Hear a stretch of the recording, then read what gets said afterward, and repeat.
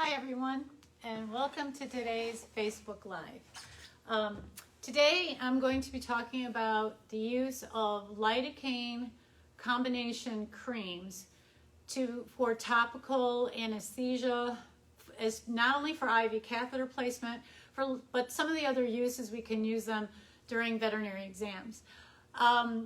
This topic has come up and it's been actually now studied. There's some advancing even more research and case documentation studies using these topical analgesic anesthetic creams to help reduce stress and pain, and then thereby also reducing aggression during care. And in these different forums that we have, like the fear-free group, low stress handling group, but even just other veterinary, Facebook and other forums, what I've seen are people really questioning, first of all, is it effective? Secondly, some of the studies have recommended waiting as long as a half an hour after the application of the topical anesthetic cream before then doing, say, the IV catheter placement. And that's been primarily the focus, I think, of a lot of these studies is only IV catheter placement. But in other words, going on and doing the injection, the skin prick, whatever may be the painful stimulus, having to wait that half an hour and having to do a lot of patient prep. And that some of us don't have the patience for that, or we really don't have the time. That because of the caseload that we have and the scheduling, especially with needing to stay in curbside care during this pandemic, how are we going to balance using a pain relief product, but then the amount of time it might need for effectiveness and so on and so forth. So first of all, I wanted to talk about some of the different products. And then secondly, bring up what are like the toxic levels, and lastly then how toxic might these be? What would be the routes that are being absorbed, what bloodstream levels do they reach, and then some of the documentation, some of the evidence for that. And then lastly, how to use them, how to be practical in using them in veterinary care. And this is not limited to only dogs and cats or small animal companion care. Really open your mind for using these products in large animal as well. Okay, so first of all, we have a variety of products. Now, I have not gone shopping to buy all the different products, but a lot of these products have been available over the counter and the human side for many, many years. First of all, your sunburn spray.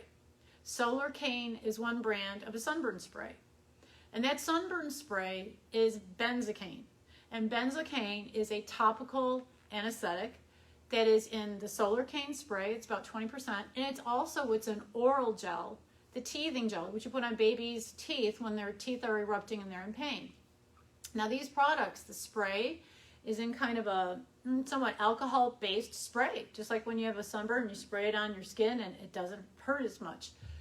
That's the amount of benzocaine in that amount that's aerosolized over the skin. That 20%, remember that's 20 grams in 1 gram of solution. That really dilutes down to a very low amount, and it is intended to only numb or to anesthetize the very surface layer of the skin, because that's where the sunburn is. The Lidocaine can be used we used it a lot for when there was a broken toenail on a dog, just to first spray that on there, and then we would apply the lidocaine combination cream. Because when there's so much pain and you can't even touch it, something like the Lidocaine spray can be used. But Lidocaine is something that's been around for many years, and so that's one product easy for you to use in practice as well as even possibly for clients to use. And the Oragel is also commonly found at your local drugstore, over the counter, over the shelf. Now the benzocaine that's in there, again, it's at 20%, and a very small amount will numb just very topically, just in those first few layers of the skin. It is not getting absorbed deeply into the bloodstream, and the amount that you apply is very, very small. So I'm going to demonstrate how much in a little bit here, but just kind of going through the products. So Lidocaine and benzocaine, I have used those. Now this is in my experience, anecdotally, I've not found benzocaine references yet, much in veterinary medicine yet. I have used them, they've been safe, they've been very effective, especially for very immediate relief on that surface of the skin.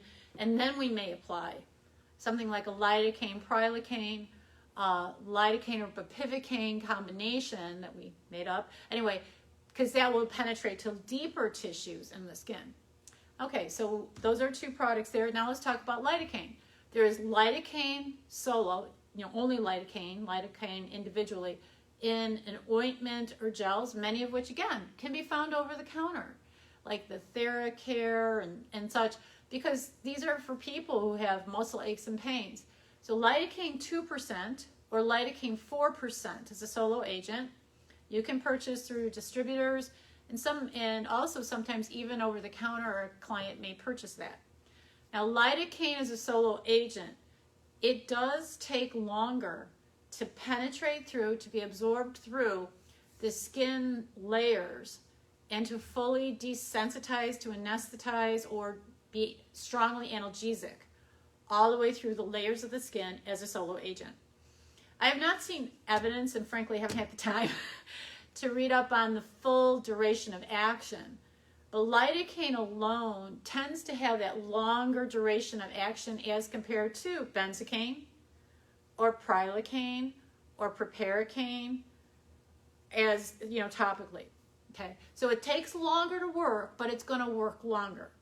So another thing I think that's important when we think about these topical anesthetics or analgesics is how fast do I want it to act and how long do I need it to act?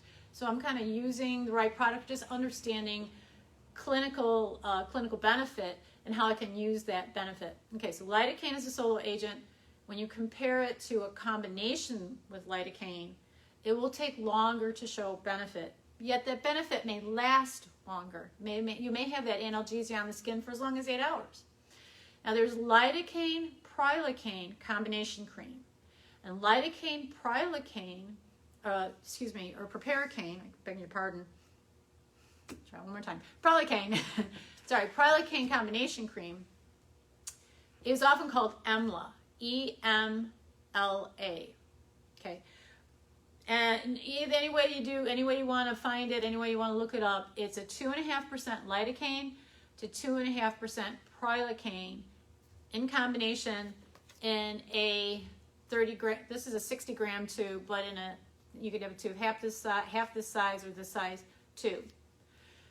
So this is actually the topical anesthetic cream that your dentist uses. They'll put it on just a little bit on a Q-tip and stick it up right there between your cheek and your gum to numb the site, where they will then give you the lidocaine injection. This is a common cream that is used by human phlebotomists now. Many of them are starting to use this for taking a blood draw or placing an IV catheter, or even just like local analgesia.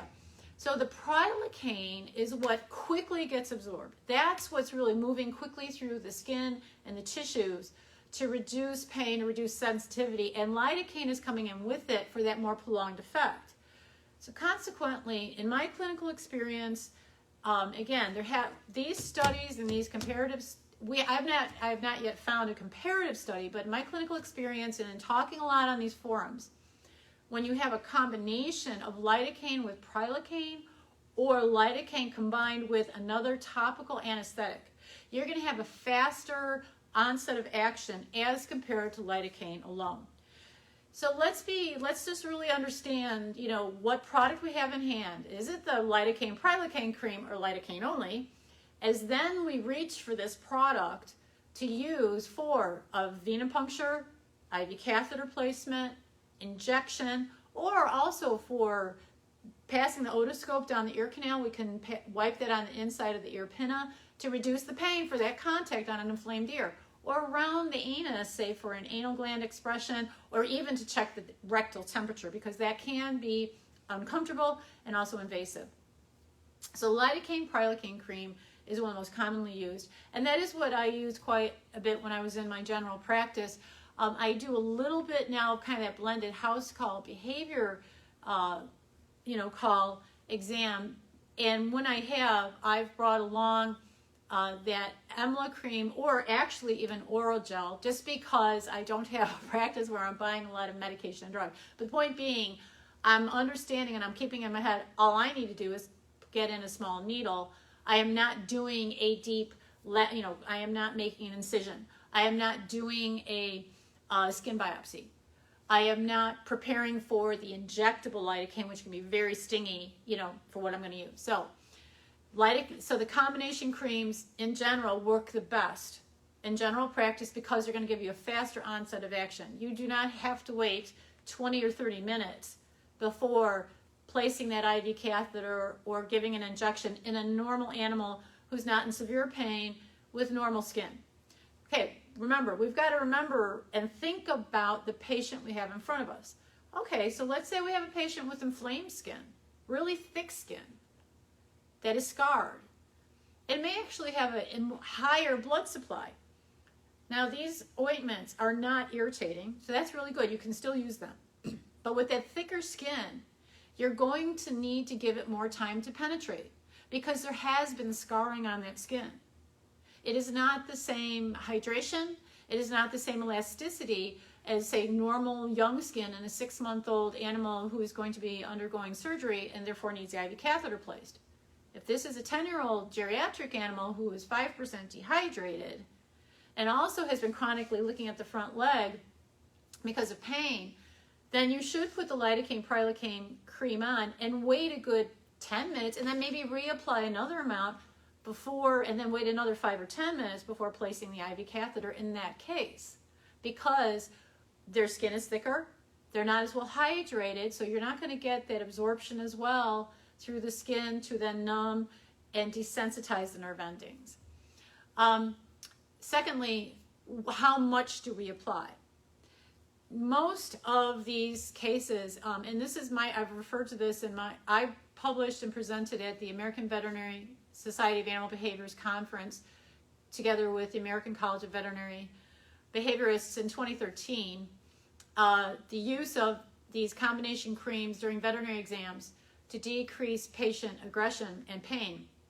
And so the standard amount that I would use, say, placing over the cephalic vein in a dog for blood draw or for injection or for like wiping inside the pinna of the ear, as I described it, it's about the size of a pea. Okay, that's actually a little bit much, but if you can see, that's about the amount, okay?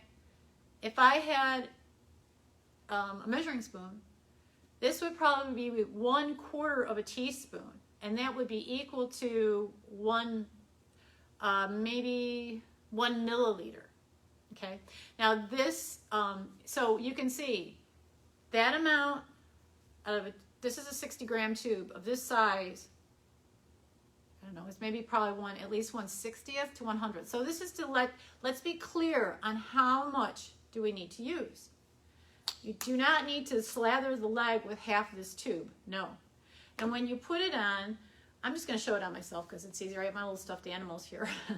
But you're just going to like thinly coat, and that's even a lot for me, quite frankly, but just thinly coat over this area. That's all that you need to do. You do not need to rub in real vigorously. You can, but that actually would be irritating, right? Remember, it's all about our interaction.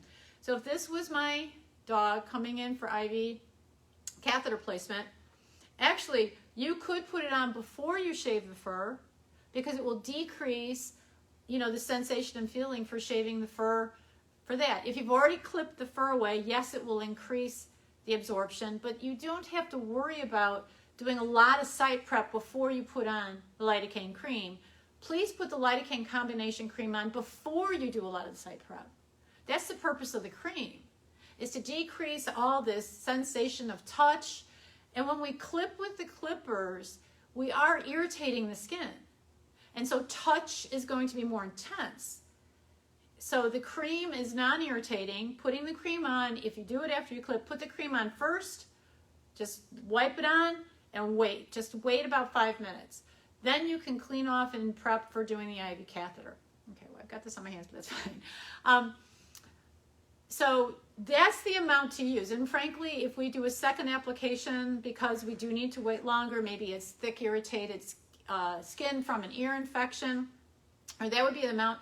We'd wipe around the anus and maybe even with a gloved finger, then slip just a little bit in the anus and wait. Put the tail down, go do something else for 2 to 3 minutes, and then come back, and then go ahead and do the anal gland expression.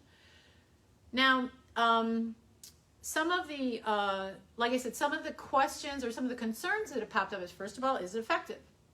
Okay, not only my personal experience, but this was an article shared with me last night. I put out my newsletter talking about the use of these creams. And this was an article from the journal, of Feline Medicine and Surgery about the use of the lidocaine cream for jugular vein venipuncture in cats.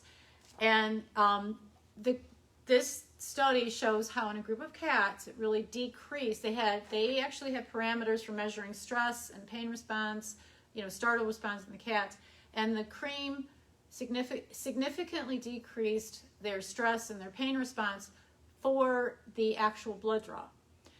So we are having mounting evidence on the actual use of this, how long it needs to be on, with measurable parameters. So it isn't just about opinion, and it isn't only about, well, in your office it worked that well, but in our office I don't believe it. You know what I mean? We're looking for evidence because we do have it. And we need to share this, and we need to also really understand, how it's being used, so we're using it correctly, and what product's being used. But this also is the combination cream. Okay, now for safety. Safety has come up on some of these other forums as well. Some people are very worried about, lidocaine is toxic to cats. You should not use lidocaine in cats. Like any drug, there can be a toxicity level, yes. All drugs have an LD50, just about all drugs. I think CBD may not, but all drugs have some level of toxicity when enough gets in the bloodstream. So therefore, it's about the amount that gets in the bloodstream and the species that we have in front of us. Yes, cats, the toxic dose for cats, according to the University of Illinois College of Veterinary Medicine's anesthesiology references, is 5 milligrams per kilogram, which is about half the level as compared to the dog. Dogs do have a toxic level. It's about 10 to 15 milligrams per kilogram, if I have my reference remembered correctly here. Yet, let's look at, though, how much is actually absorbed across the skin. This is topical. This is not transdermal. Again, let's remember our products. Transdermal gels, transdermal bases are different than the base that is in a topical cream. The ability to transfer across the skin in our transdermal gels, specifically transdermal gels, are much more high. They're much greater than a topical cream or a topical ointment.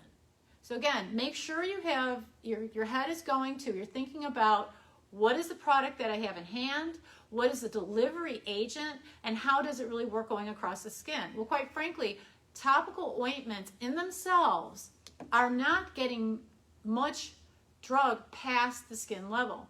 And the reference that a friend gave on the low stress handling Facebook group, because I asked, does somebody have a reference for this, because I haven't found it, they shared it with me. And what that is, it's from the, this reference was from, I think, the Daily Med, NLM, NIH, and it's a reference on the lidocaine cream. So when it's applied, the peak blood levels following a 600 gram application, this is a whole tube. So in a human being, when an entire tube was put over 400 centimeters square of intact skin, so no cuts, there are no sores, there's no incision, okay? Just like kind of my forearm here, for 3 hours. So they had that cream sitting on there for 3 hours, 60 grams of an entire tube. And you can kind of see how just that small pea size, I still have kind of a pretty big layer here. For me, I would think that's a lot to put on there. Anyhow, that created, when I did the math, there was the report was 0.05 micrograms was absorbed over that 400 centimeter square area. So now we got to do some conversions, right? We're worried about, will the cat have 5 milligrams per milliliter in their bloodstream from a pea-sized plop, if you will, of lidocaine cream rubbed over maybe 20 centimeters squared of their skin? Well, we're going to compare, how much was absorbed in the bloodstream when 60 grams of it was over 400 centimeters squared of skin? And the answer to that is 0.05 micrograms. 0.05 micrograms is 0.0005 milligrams. It is about 1,000th of that toxic dose. So the amount absorbed from these topical creams is literally, about 1,000th of what anything injectable might be.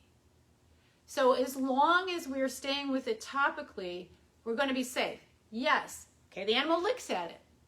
Internal ingestion, GI absorption, completely one of the fastest ways to absorb any kind of agent or drug. We all know that. So therefore, when we're using a topical cream, we want to also add in a reward, a distractor, so they do not turn around and just go start licking at it before it's absorbed into the bloodstream or, absorbed or dried on the skin. And then we also want to make sure it's a thin coating. So if there's less volume. And even if the cat did lick at this amount, that 2.5%, they probably would be licking far less than even 1 milligram in total of the two drugs if the cat licked the entire amount off. And the third thing is that these ointments taste bitter.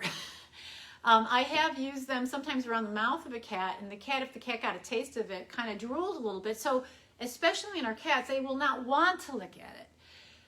Our cats suffer more from not receiving enough pain relief medication in terms of injectable or orally, say from gabapentin, or even the use of nonsteroidal anti-inflammatories for pain relief. And so many people are still even just learning about how to interpret pain in cats when they are painful. We hold back. And for placing IV catheters, blood draw, and injections in all of our species, yet especially the cat, I feel very strongly that we need to utilize things like these topical anesthetic creams to facilitate less stressful care and improve cat welfare, and not be afraid that we're going to overdose them with the toxicity. Now, certainly, if you are really, really, really concerned about this, please do your research, read up on it. It is growing, and it's out there. You can find it. Get on the forums, message me, message some of the other heads in the Fear-Free program, in the Low Stress Handling Certification program, and the College of Anesthesiologists, because the anesthesiologists are really promoting the use of these topicals for post-operative care as well as for pre-operative care to reduce the stress in our patient preparation. Now, just a couple other tips on how do we keep it all still going well and less stressful for injection, ear exam, anal exam, but especially that IV catheter placement or blood draws. A second thing is, so we're gonna reduce the pain in the area through the use of the combination creams. Okay. The second thing is how we're gonna clean up the area, right? We're gonna prep for IV catheter. Now, alcohol, isopropyl alcohol, has always traditionally been one of the primary products used for wiping and cleaning the skin. We may then do a betadine preparation, and then of course place the IV catheter. The isopropyl alcohol is very strong smelling. It also stings and it burns when it's on skin that has been freshly, clippered or trimmed, or may actually have some irritation. So the lidocaine cream put on before the prep will help to reduce all that, and that's a good thing.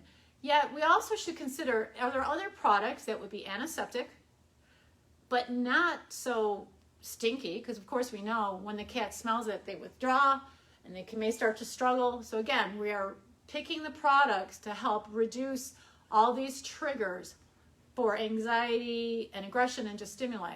So something that's less stinky, antiseptic less stinky, and also will not burn or potentially burn on irritated skin. And lastly, if it would be soothing or anti-inflammatory, wouldn't that be nice? Witch hazel is what I have found to be the best product. And the reason why is witch hazel is actually a plant. Okay, so this is a botanical, and this is a witch hazel liquid. Okay, sorry. It's the extract of the witch hazel in alcohol. This is 40% alcohol. So you have enough alcohol in here that is going to strip away any soap. Really, the alcohol alcohol in itself is not that antiseptic. It's drying. By drying everything out, that's how it's killing germs. So there's enough alcohol in here to strip away soap. That's one good thing about alcohol, it strips away soap. But the 40% in here is enough to be drying, which is part of how it's antiseptic, but not stinging. And the 40% is enough to have good vasodilation for when you're going to put in that IV catheter or draw blood. Thirdly, the smell of it. If you've never smelled witch hazel, a lot of people will describe it, oh, it's kind of a woodsy smell. Well, yes, it is the bark of a tree, but it does not have that strong, pungent, alcohol smell, burn to it. Thirdly, it does not burn. This is soothing. Witch hazel is the old-fashioned treatment for scrapes, bug bites, and even as aftershave for some people. Poison ivy, use witch hazel. And lastly, it is anti-inflammatory. It decreases the inflammation in the skin, which is why it's used for things like bug bites and poison ivy. So you can get a bottle of this at your local drugstore, over the counter, at your grocery store even, for probably less than about $6. And we would just put this in and we use this instead of alcohol all over the practice. We use this for surgery prep. We use this for all vaccines, everything. If there were times that, because it's a very dehydrated animal, really wanted to have more, vasodilation, we did have one bottle in our, treatment area where we added maybe half of that 70%, 90% isopropyl alcohol to the witch hazel, so it increased the alcohol content, I don't know, probably about 70%, but it did not sting, and it did not, it still smelled good, so it didn't have that offensive smell to it. So that's a way you can enhance the ability for it for like IV catheter placement while still having the benefits of the witch hazel. So I've seen a lot of people say like, oh, distilled water, Novosan, okay, use those if it's working for you. But in my experience, I found the witch hazel was the best. Marked difference for when you are drawing blood, when you are placing IV catheters, and even giving vaccine and other injection as well. Because when you think about it with the vaccination, we are putting an agent in to create inflammation. And there's going to be pain over that site within 24 to 48 hours. And even if it's just really low, if there's a little less irritation on the skin, you don't get as many callbacks on that swelling from the vaccine, or the animal licking at the spot. And all of that is better for the animal and also for the client. Now, the third point just to make is when we're going to clip our animals, please invest in a set of quiet clippers. These are the Oster clippers. I just got these at the pet store. And I want you to listen to what they sound like.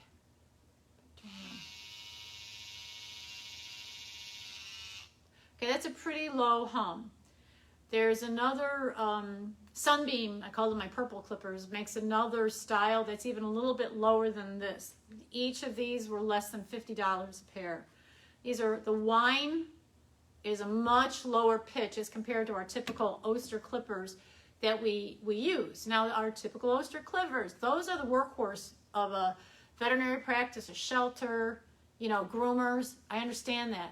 Yet when it's that time for drawing blood or placing an IV catheter in a very ill animal, because if they're sick, they're going to be more sensitive to pain, they're going to be more sensitive to sound. Quieter clippers like this, and even though this is a stationary, fixed blade, it is at about a 30, it's in like a number 30 blade. That is plenty close enough for being able to place safely and cleanly an IV catheter, get a blood draw, and only just shaving over the area that you need at that time. So it's balancing all these things that make and create that not only less stressful handling experience, but less painful. And we prevent any toxic exposure to any products. And we understand the product that we have in hand and really how much drug is in there for any possibility of toxicity, and frankly, it's about zero. I mean, if the animal ate this tube, that could be a different story, yes. Yet, that is not the scenario we're talking about, and we're not talking about using an entire tube in one small area either for, big absorption. Thank you very much. I really appreciate everybody attending. I'd love to hear and make comments below, how any of you are using things like lidocaine alone, lidocaine in combination with the prilocaine, Or if you are even using products like the lidocaine spray, just for that initial start to be able to get an even approach and touch, or Oragel, or I've had clients use those. I would also prescribe this. You could prescribe this usually through your local human pharmacy, or even keep some in stock to send home with clients if they need to do, say, sub-Q fluids on their cat. Here's my stuffed cat. So if this older cat, remember, when cats are older and their skin is thin, and especially when the blood urea nitrogen level is high, their skin is more sensitized to touch and to pain. And they may be on gabapentin, but when I need to tent the skin, or my client, I'm teaching them how to tent the skin and place an 18 gauge needle for subcutaneous fluid administration, that may be the point where the cat flinches, or they jump, or they do the quick head flip to possibly bite. And the client jumps, it's just not good. So you can send home a tube of your combination cream, and in that case, you would only put, frankly, like that much. Not even the pea size. We're talking small, a millet seed size. Parting the fur, rubbing it down in, then have the client feed some baby food, wait a few minutes, and then put in the needle. And back this far, the cat will not be able to lick it. It is going to, make it easier for inserting the needle and for taking the sub-Q fluids, and it's going to have some lasting effect. So when we're done, we don't have a cat constantly looking around trying to lick at themselves. And so go ahead and consider sending home, the combination creams for things like sub-Q fluid administration, insulin injections on our diabetics, diabetic cats or diabetic dogs. If they are very sensitive, even that 30 gauge needle for some of these animals, can be sensitizing. And especially too, for if we're having to do any kind of regular ear cleaning or ear, washing of the ear, this can also be very helpful to be applied on the outer pin of the ear. Please read my article if you go to my website, drsallyjfoote.com. Go under the Veterinary Professionals tab, and when you click the resources, free resources tab, you will see next to my picture of standing next to the poster I presented at AVMA, there's, it'll have an article that was my presentation to the Veterinary Behavior Symposium 2013. Click that and it'll bring you to the PDF abstract, and you can download that. And in that I reviewed, I believe, 43 cases and of how we use this product, track for safety, and also like with ear cytologies, how it did not change, background, or reviewing the staining on the cytologies, etc. Go ahead and download that and share that with your colleagues as an aid to help seeing how you can use these combinations safely in practice and for a lot of the varied different exams, in addition to things like IV catheter placement. So thank you all very much. I hope you have a great week, and take care.